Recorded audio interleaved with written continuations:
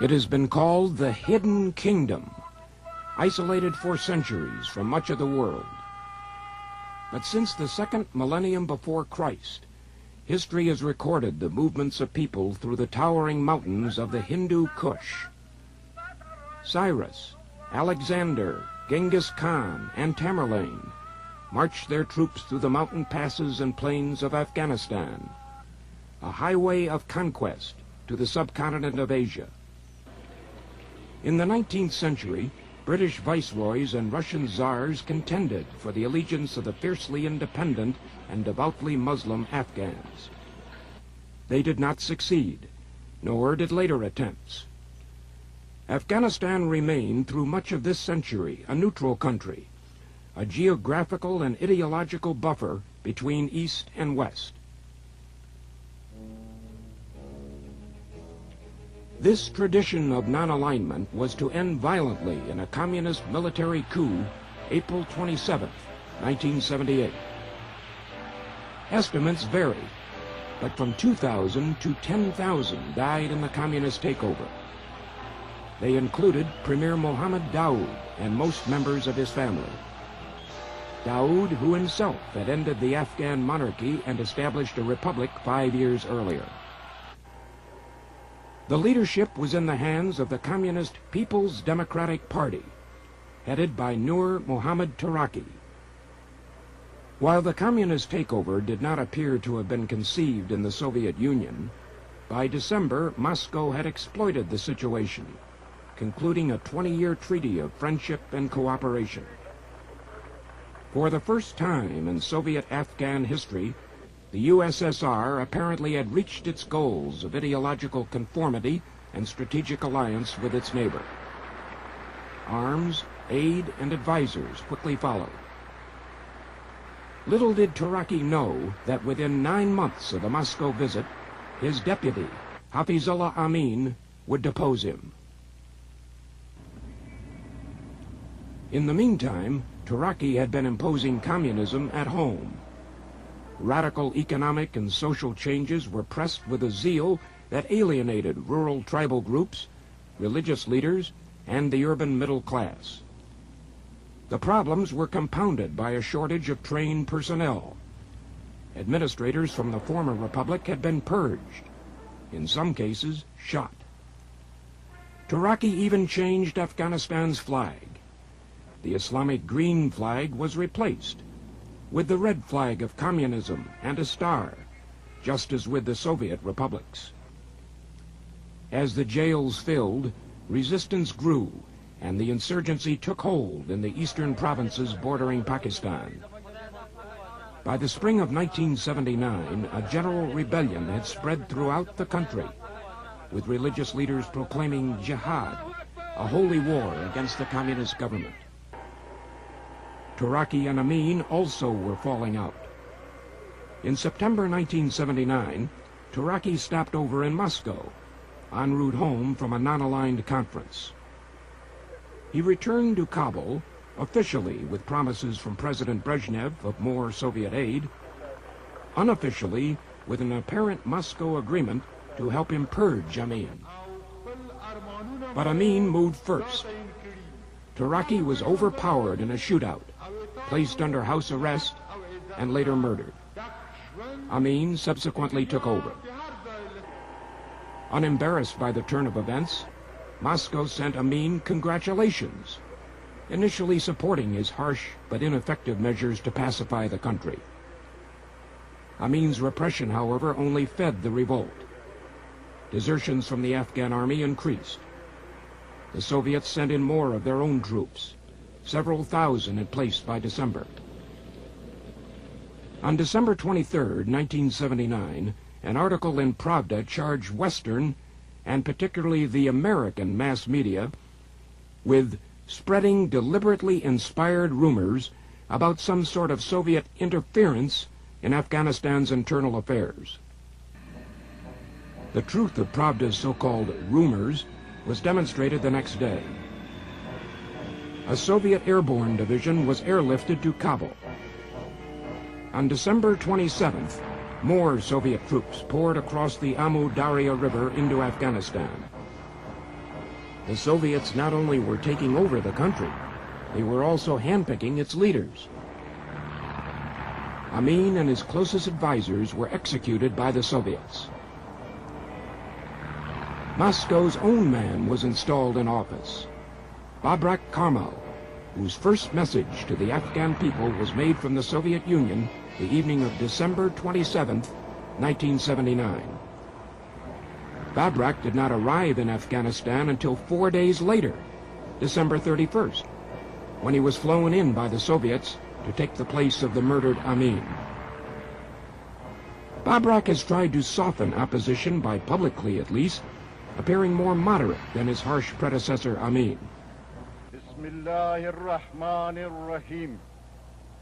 He invokes the name of Allah frequently, though the rhetoric of his speeches is pure Marxist. He claims to have released thousands of political prisoners, although most appear to have been members of his Parcham faction of the Communist Party.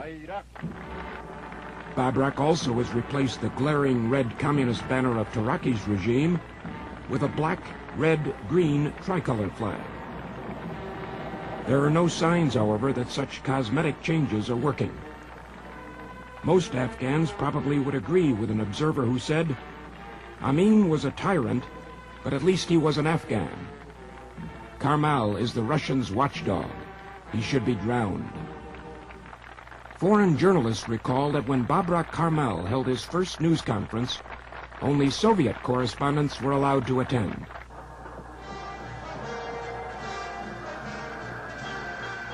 Since Babrak returned to Afghanistan behind the Soviet invaders, the military effort to crush the insurgency has become almost entirely a Soviet exercise. Latest estimates are that over 100,000 Soviet military personnel have been committed to the fighting. 85,000 in Afghanistan, the remainder poised on the Soviet border. The majority are ground and Air Force combat troops. Pakistan is concerned that the Soviets are reinforcing their troop level in Afghanistan. As the Soviets have beefed up their forces, the regular Afghan army has been weakened considerably by desertions. That army, 100,000 men strong at the time of the 1978 communist coup, currently numbers only 20,000 effective regulars. Elements of the crack military garrison in Kabul have had to be disarmed. Soviet combat troops have been identified along major lines of communication in virtually all areas of the country. Most are in the eastern half, particularly in the northeast, where resistance has been greatest. The insurgents control most of the countryside. The Soviet presence is seen in every major city. Their troops man all checkpoints. Still, opposition flares, even in the cities. The Afghans blame the invaders for food shortages, looting, and even a fire in Kabul that destroyed nearly 100 shops. Soviet advisors and civilians, in addition to soldiers, have been killed.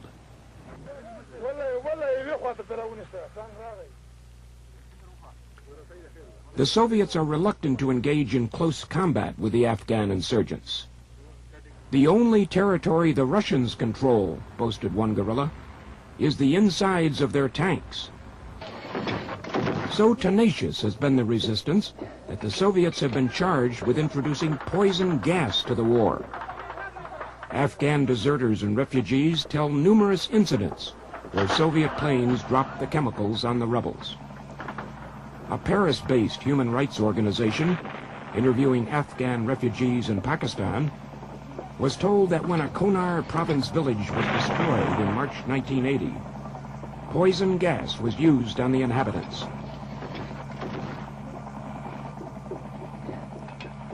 The most potent Soviet weapon, however, has been the Mi-24 helicopter gunship. Its armor plating makes it, in effect, a flying tank, invulnerable to all but the heaviest anti-aircraft fire. The awesome weapons arsenal of the gunship includes 128 rockets, as many as 4 bombs in its wingtip pylons, 4 air-to-surface missiles, and a machine gun that shoots 6,000 rounds a minute. While the insurgents were at first terrified by the Mi-24 gunships, they are showing signs of improving their defenses against them. At least 14 gunships reportedly were shot down in 1 month, July 1980, with most being shot down with either captured heavy machine guns or massed small arms fire. The rebels have obtained rocket-propelled grenades and machine guns, but the SA-7 missile is the weapon they most frequently ask for in conversations with reporters. But essentially, they depend on antique Enfield rifles, AK-47s, captured equipment, and their Muslim faith. Our faith, said one guerrilla, is the strongest barrier against communism. Despite Soviet efforts to turn off the pipeline for weapons entering the country, the flow continues. The Soviets try to discourage passage along the mountain borders with the use of the squashies. It's a deceptively named anti-personnel device that seems intended to maim rather than kill. A plastic landmine, roughly 5 by 2.5 inches, with 2 to 3 ounces of liquid explosive. The Soviets have dropped over 1 million squashies in the mountain passes near the Pakistani border. To the sandal-clad Mujahideen insurgents and the tens of thousands of refugees, the presence of these explosive devices is an ever-dangerous threat. A misstep by the unwary traveler can be tragic.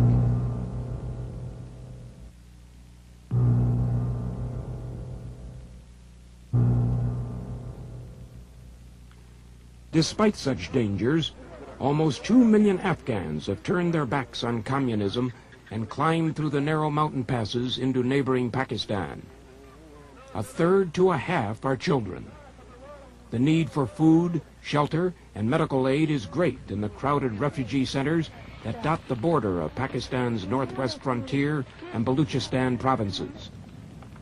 Another several 100,000 refugees have crossed into Iran. The Babrak government, probably at the urging of Soviet advisors, set a grace period for refugees to return without reprisal. There were few takers. The government now has indicated it will confiscate the property of refugees who do not return. For many, there would be little to reclaim. Soviet gunships, MiG fighters, and artillery have pulverized homes and entire villages. In just a 2-week period, in June 1980, 50 to 60 Afghan villages were leveled. There have been reports of large-scale killings of civilians, including a massacre in the Konar province town of Kerala. Survivors told of over 1,000 men and boys being killed. Despite the war's devastation, the tribes of the Afghan mountains do not appear in awe of Soviet military power. Their chief need, they say, is weapons. Give us rockets to deal with the helicopters, says a rebel leader, and we will drive the Russians out. The fact that the original communist coup and subsequent Soviet invasion occurred in this staunchly Muslim country has solidified religious support for the Afghan insurgents, both from within and outside the country. At services commemorating the Prophet Muhammad's birthday, mullahs have exhorted their congregations to slay the Soviet infidels and their supporters in the Babrak regime. The Afghan insurgents have successfully used religious unity in their recruiting drives. The Soviets try to counter the religious issue. Several hundred members of the Muslim clergy have been sent to the USSR for indoctrination. The government also has tried to influence public opinion in outlying areas by offering cash payments to the mullahs. In addition, Babrak and other key figures of his regime are pictured as devout Muslims. There's little evidence, however, that this propaganda attack is working. The overwhelming majority of Afghans look with cynicism on efforts by the Marxist government to present itself as defender of the Muslim faith. Mullahs, such as this one in Kabul, who tries to encourage his followers to support Babrak's regime, quickly lose their credibility. A few have been killed for their betrayal. Just as overwhelmingly negative was the initial worldwide reaction to the Soviet aggression against its small neighbor.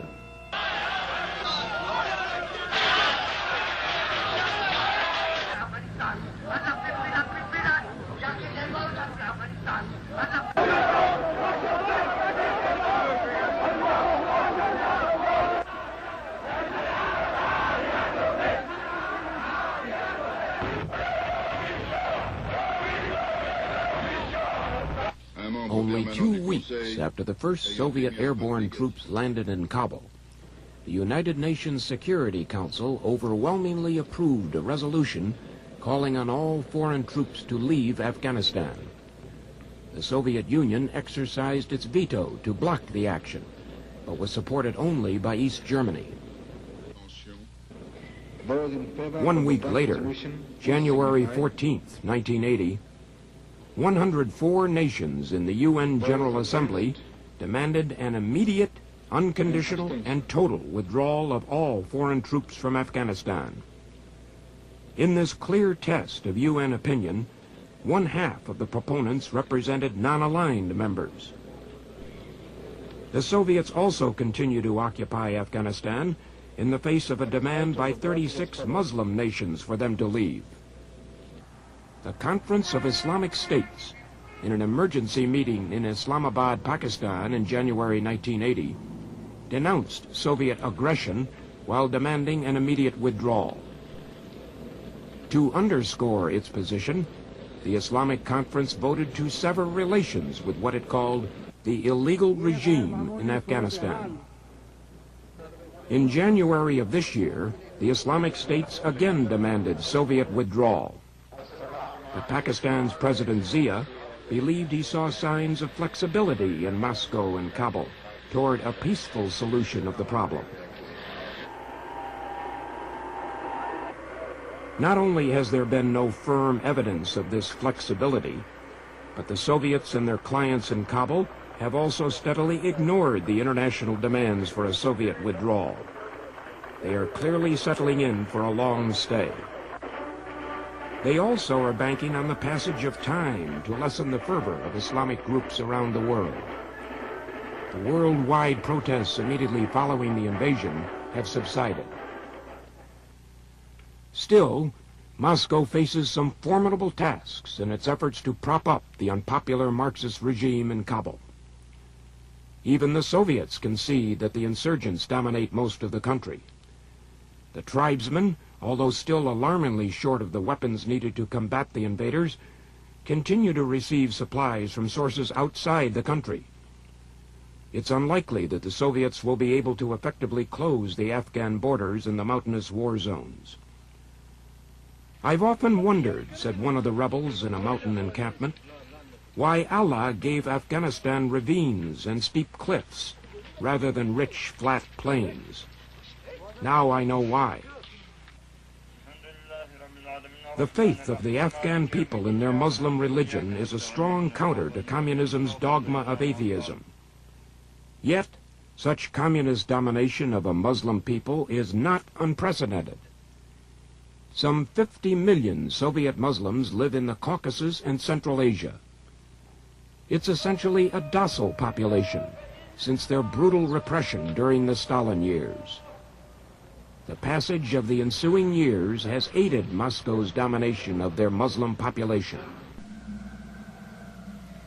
So, the critical factor for the future of the Afghan insurgency will be the spirit of the rugged Muslim tribesmen.